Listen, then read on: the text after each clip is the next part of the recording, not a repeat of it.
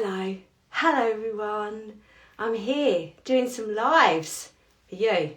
Daily lives going every day this week. How are you? I had to make sure that the phone was all in the right position. Good morning. Hello. Say hello if you come live. Welcome. Beautiful people. I am feeling really hot. Which is brilliant, isn't it? Because that means it's spring's coming. It's like my flowers are out, the sun is shining. Hello, hi Suzanne.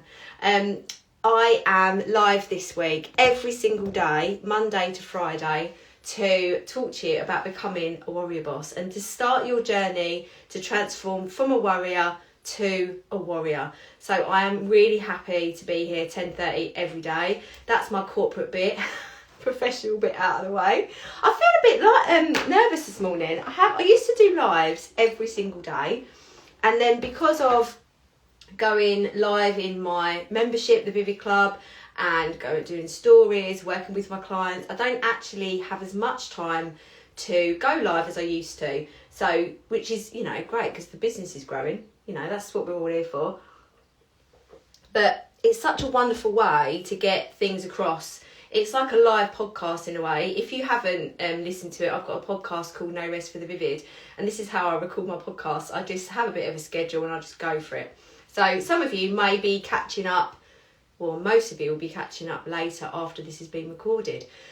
So today I wanted to talk to you about becoming a warrior boss and a little bit about my story in becoming a warrior boss, because it's been quite a journey, and I'm really happy to say that I am a warrior boss now. I feel so much more confident in... Oh, hello, Hannah. I feel so much more confident in how I work in my businesses, what I do for my businesses. And the biggest thing is that I don't worry. I probably worry... I used to worry probably about 80% of the time. And now I worry about 2% of the time. I mean, some days I don't worry at all, and it's possible. It's possible for all of us to be in that situation where we have grown our businesses to the point where, we want more, but we don't need more. We are growing our business, we feel really confident, and we're showing up as who we really are supposed to be. And that is a really key point for this. It's knowing who you really are as a warrior boss and showing up in that way. So, I'm going to start my story. It is so freaking hot in here. I'm not moaning, I promise. But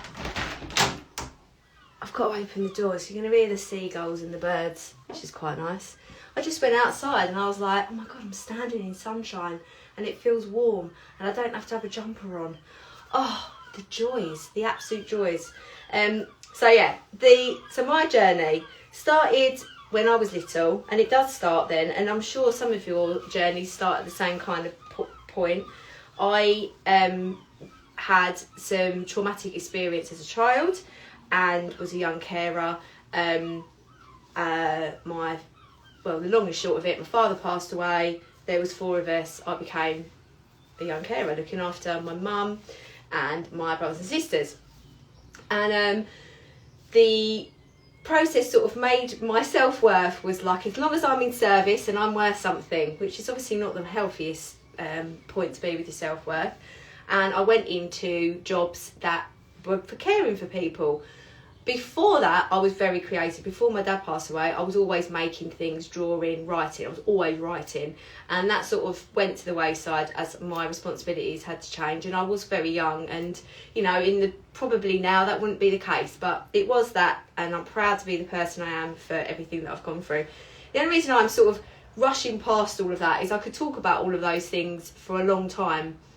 But sitting in the past and doesn't make me feel good. That's one of the things of helping you transform from a worrier to a warrior.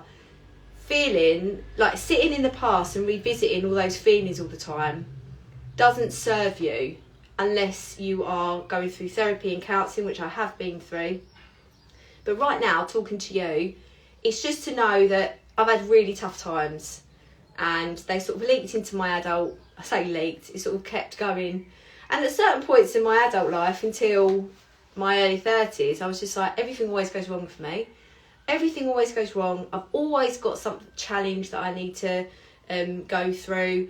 I've always got a problem. I've always got something to cry about. There's always something. And that's my life. That is my life. My life is tough. And there was something that, a quote that I always used to say, life is hard, but so am I. Life is hard anyway, but, you know, life is tough. And I used to wear this badge, like, I can do, you know, I can go through all of these crisis points. I can go through these challenges. I'm so brave, but everything always goes wrong for me. And to be fair, I was like, I'm such a victim. Like, literally, I was very dramatic.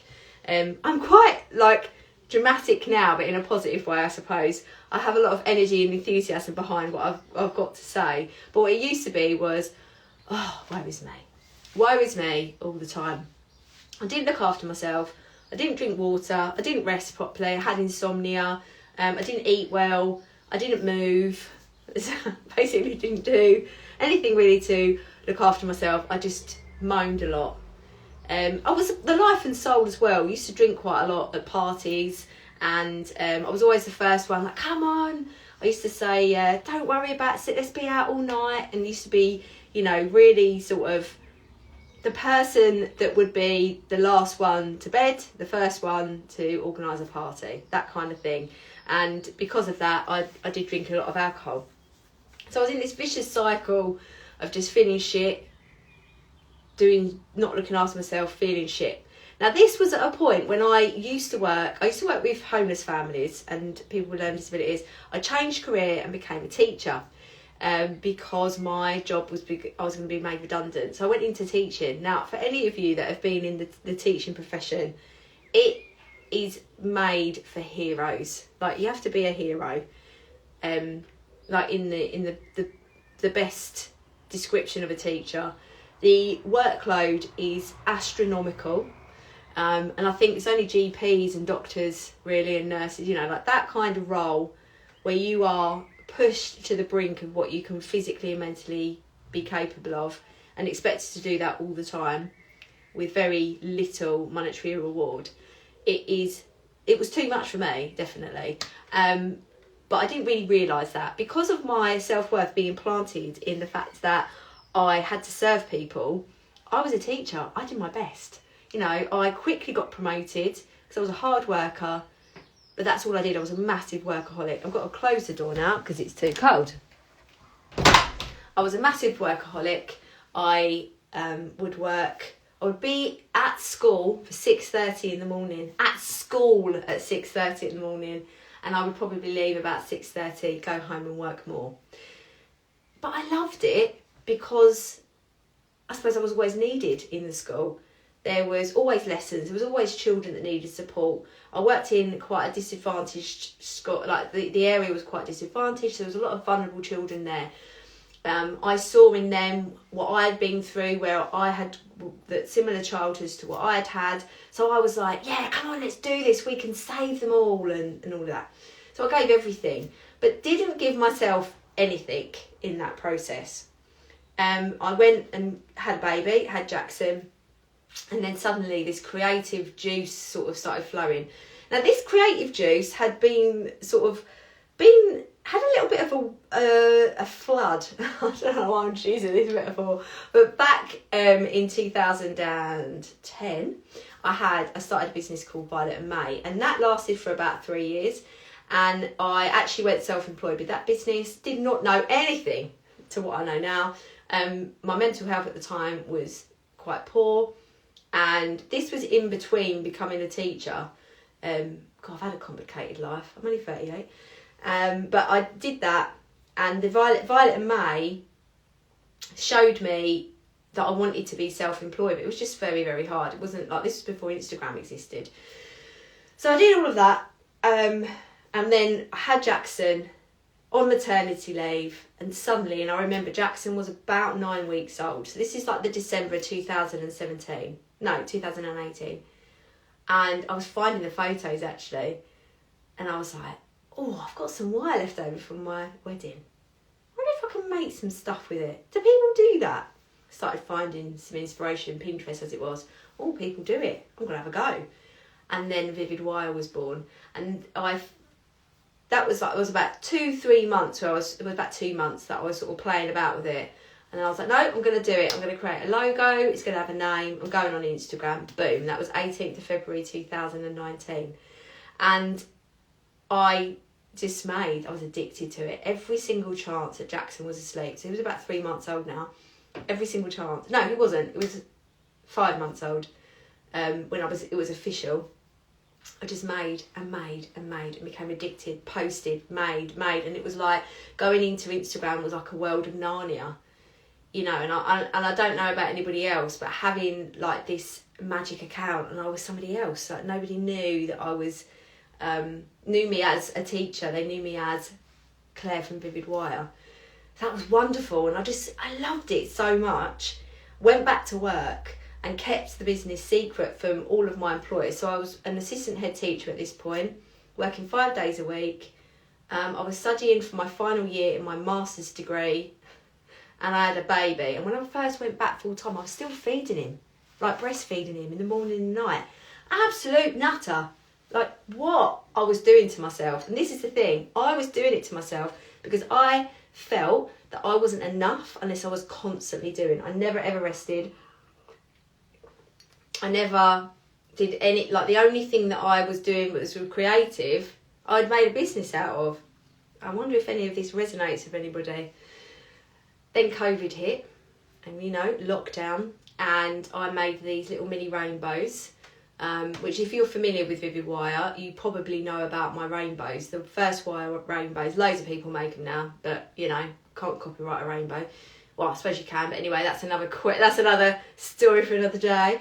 And I grew my audience, and suddenly the business, but actually, my best month before that was the January before COVID, and I remember saying to my husband, this is, Vivid Wire could actually be something.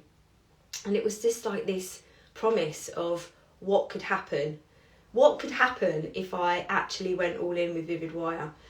And so I did that, went back to work, went through COVID, found another job actually that was going to be 4 days a week, and that wasn't going to work out. And I went for some other job interviews, and then I was at this point where I said to my husband, I haven't got a job.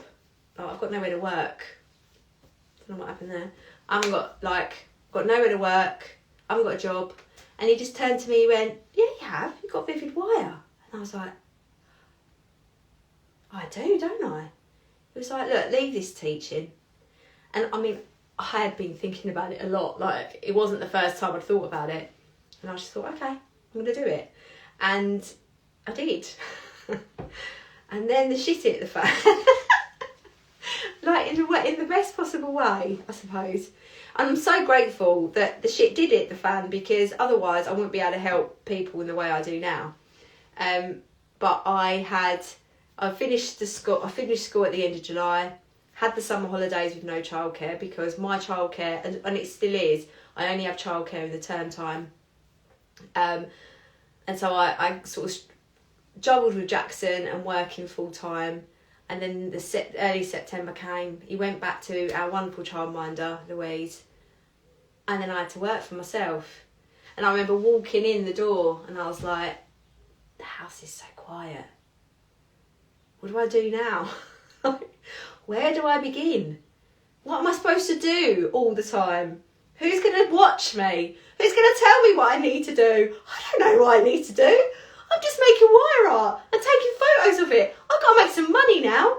I actually have to make what I was making. And at the time, I was a breadwinner. I'd left, my salary at the time as an assistant head was 50 grand. I had to make that. I was like, shit. Oh my God. And the voice in my head, that critical voice, that imposter syndrome, it literally hit me in the face like a sledgehammer, because everything was quiet. I didn't have structure. I didn't really know what I was doing. If there wasn't orders coming in constantly to keep me really, really busy, what the hell was I supposed to be doing? What's a content strategy? What's a marketing strategy? What's messaging? What's a business model? What's a vision? What's the money mindset? What the bloody hell was that? And all of this was like, And it wasn't a good time. It wasn't a good time. I was worrying all the time. I was constantly in comparisonitis. I was constantly on my phone, like all the time, thinking, well, if I'm not on Instagram, then obviously I'm not going to be making sales. I was worrying all the time about, are my designs good enough? Is my work good enough? How many hours can I work? How am I going to get my money in? Like every single worry. And not once did I think about myself. Not once did I go, oh, I'm not looking after myself. And it all came to a head after the Christmas, because if anyone had a business, Christmas 2020, it was ridiculous. Like, I was speaking to a Vivid Club member not too long ago, and we were talking about that December when we had the Christmas 2020, and, you know, money, turnover, fantastic. But I can't remember any of that month. I was working so many hours. By the end of it, my hands, because I make everything by hand, obviously, because I'm a wire artist. All my fingers were really swollen. I couldn't get my rings on my fingers when my fingers were so swollen. I had, like, my skin was splitting, all very dramatic. But I just pushed myself so much. Thank you, son. I love you, thank you, son, but you're really blinding me. I've got a wall there that's really light coloured, and it hits me in the face. It's far too bright. I need to do something with that. Anyway, but don't go away. We really, like, talk to the sun, like, it's like so precious. I didn't, by the way, not all of these lives are going to be this long, so if you're still listening, brilliant. Tomorrow you're going to need a notepad. So, where am I? I quickly, after Christmas, after recovering from that, and I just felt like absolute shit, I then started to feel really, really, really low. And I think that I felt it was like an overwhelm of, in the September, like, I'm overwhelmed, I have no idea where to start. Then Christmas picked up and I was carried away with this workload, and then January hit and I was like, I feel like shit. I felt like shit, did not know my arse from my elbow, and I still had to make the business run through a quiet period. We all know quarter one is the quietest period. Though I would argue quarter two. Quarter two is usually quite quiet. Anyway, by the by. I got really low, and then I was listening to a podcast about how, and I couldn't really find my creativeness. I was listening to a podcast and they talked about writing, and they talked about the morning pages, which is an idea developed by Julia Cameron from her book, I want to say the Book of Art, but I don't think it is that. And Julia Cameron speaks about writing 3 pages every single day, A4 pages, and calls them the morning pages. So I started doing that. Suddenly, my brain felt a little bit lighter. I'm going to talk more about the morning pages this week. Then I worked out that if I walked my son to the childminder, I was driving him. I'm not joking. The walk from here to her house is probably 8 minutes. Not even that. With a 4-year-old, it's probably about 8 minutes. When I walk it on my own, it's just over 5. And I was driving that. Getting in, out the car, wasn't moving. And I worked out, on the days I walked with him, I felt better. I then had these songs that I loved. And because I loved them, I would listen to them more often. I thought, God, they make me feel really good. What if I put them together? Then my husband said to me, oh, have you heard about this virtual commute thing? It's come off of lockdown, where people aren't really geared to get ready for work because they've always been travelling to work to get them ready psychologically, and now they don't have that anymore. So you can create a virtual commute like a little habit. I said, oh, that would work for me. I wonder if I listened to the same songs in the same order, would that help me with my routine? And as long as I'm walking as well, it did. So that's where the Worrier Energy playlist came from, and moving. And suddenly I was like, right, okay, I'm going to get in a little habit. I'm going to add some more structure to my day. So I get up 5 o'clock every day. Now that's not for everyone, by the way.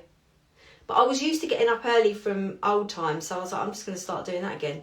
I wanted to feel like I was going to work. So I get up at 5 o'clock, do my morning pages, get ready for work, even as like I'm going out. Not out, but, you know, out. not dressing up too much, but dressing like I'm going to work, like I was going to school. It made me feel like I was ready. And another tip here, actually, like I've got my boots on, right? I wear my boots, I wear shoes the whole day I'm at work. Even if my husband hates it, but I've got a carpet cleaner, so that's what I wear them in the house. But while I'm in the hours of work, I don't take my shoes off. And it helps me to keep in that mindset, because as soon as I take my shoes off and put my slippers on, I'm indoors. I'm not as productive. I don't know if that will work for everyone, but it works amazingly for me. So I keep my shoes on, I'll get dressed for work, okay? Get dressed, put some lippy on, putting some colour on my face makes me feel good. Even if I don't do the rest of it, just putting a tiny bit of lippy on my face makes me feel like I'm ready for work. So get up, get ready. I would walk Jackson to the childminder down the road, listen to the Worrier playlist as soon as I dropped him off. Sometimes I wait until I get into the office and then I put my lippy on. They're my 5 things. They have not changed. Sometimes now I do some meditation as well. But the amount of energy I had from doing that, and what I realised is that all of that Worrier energy, all of the worrying that I'd been doing, I could channel it into Worrier energy. And that was where I'd heard this phrase, worrier to warrior. I was like, that's bloody good, isn't it? And now I always use it now. Worrier to warrior, because it's the same amount of energy. Energy is only exchanged, it doesn't go anywhere. This is like a law of physics. You know, like you've got your potential energy transforms into kinetic energy. You've got electric energy transforming into light energy. You've got electric energy transforming into sound energy. All of this energy, right? It's exactly the same. So the amount of warrior energy you've got, you can transform directly into warrior energy. And I thought, well, if I'm worrying all this time, if I flip my thoughts, if I can change it and find the positives, I can flip that energy into warrior energy. So tomorrow, I'm going to tell you how to start flipping those thoughts. You need a pen and paper. I'm going to give you some examples. If you want to join me tomorrow at 10:30 and you want to come live, if you want to share some of those thoughts that you have that you're worried about, I'll be able to coach you through that through comments, or you comment and I'll talk to you about how we can transform those worrier sentences, those worrier thoughts into warrior thoughts. And that's the beginning. That's the beginning of becoming a warrior boss. Every single live this week is all about becoming a warrior boss. Obviously today was a bit more of my story. I'll probably put in some more stories. And I really feel that when I'm listening to somebody, to listen to their journey really supports my enthusiasm and motivation to get there myself. If you haven't already signed up to the Vivid Club Festival, the link is in my bio. It's totally free. It is Tuesday the 18th, 19th and 20th of April. Obviously Wednesday and Thursday as well. It's over 3 days. There's going to be lots of training from me to help you to transform from a warrior into a warrior. But also lots of Vivid Club members are getting involved, which I'm blown away by how many of them are getting involved. They have so much to give. Their businesses are so amazing. And inside the Vivid Club membership, not only do you get so much value from me, but you get the value of a supportive community of warriors. It's a tribe. Like everyone's got each other's backs, all raising each other up, and it's just a wonderful place to be part of. So it's all about showcasing them as well as helping you transform from a warrior to a warrior. And if you want to work with me one-to-one, I've got my Amplify and Empower mentorship. There's one space for that starting in April. And I've got 2 spaces for the Boss Boost. And the Boss Boost you can choose 1, 2 or 3 months. Everything is on my website if you want to get some more information. But any questions at all, comment on this live or send me a message. That was good. I feel like I'm just being really blinded though by this sun. Make sure you can see my eyeballs. But it's been a joy. Thanks for joining me live. And I will be back tomorrow, 10:30 a.m, to support you to transform those warrior thoughts into warrior thoughts. Bring a pen and paper. Have a very productive day, everyone.